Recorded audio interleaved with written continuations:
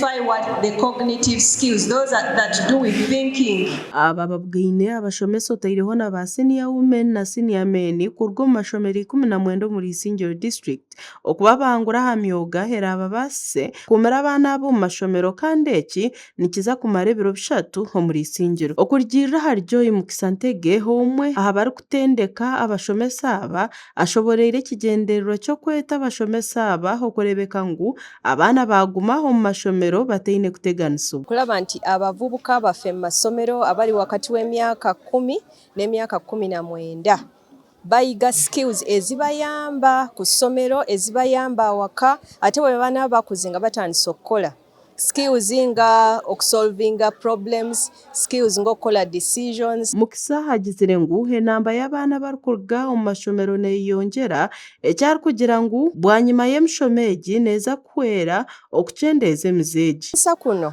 okwa life skills ne safe schools kiyamba nnyo okulaba nti abaana tebava mu masomero kubanga omwana waba ali mu safe school making sure nti akolagana ne banne tebalwanagana bwe baba bafunye obuzibu ne badduka ewa teacher, senior woman, senior teacher n'abayamba okugonjoola ensonga ne basanga basigala ku ssomero. Ogwo yongeire yatushoborra okuba atari kufa aha mashomero ga gavumenti gonka okwihaho naago ag'abantu buntu nigagira abajwekerwa abarkwija kuhikyengyera egi omu mashomero gatari ga gavumenti.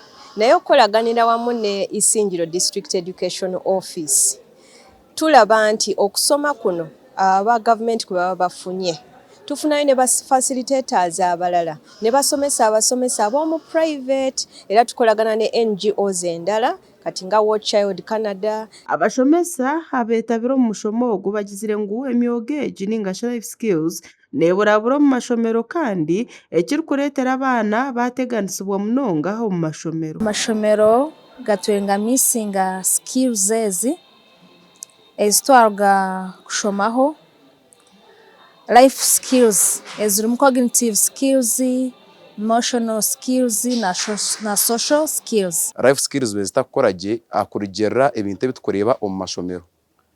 For example ninga se kureberaho noreba nk'abaana babozo nibatoroka omu mashomero bazo mu bibanda kureba emipira baza kunywa amamarwa. Aba bagizire ngu emishomo egi neeza kwongera okuhwera abashomesa okumanya n'okwetegereza emyogo egi ekabahwera baba bari omu mashomero. Ogwo egi emishomo okuyakukanya kugira ngu buri ishomero lyagira access hagira abashomesa batunga knowledge egi abakutuyamba bakagihisa omu baana nikiyamba munonga kugira ngu twa reducingaho one absenteeism then twa reducinga na school dropouts. Mboni nka kose rizo bitu atuma mu workshop omu yo kwikipinga ba patrons na ba senior men na women mazima jgo na mazima ngo life skills zibenzo barabura konkati okurigiro kutwasomesebwa kutwarigaha natakubiteko mu nkora tugambire n'abana abo oburungi wa life skills. Natwera Julian Program Officer wa Science Teaching and Innovation Africa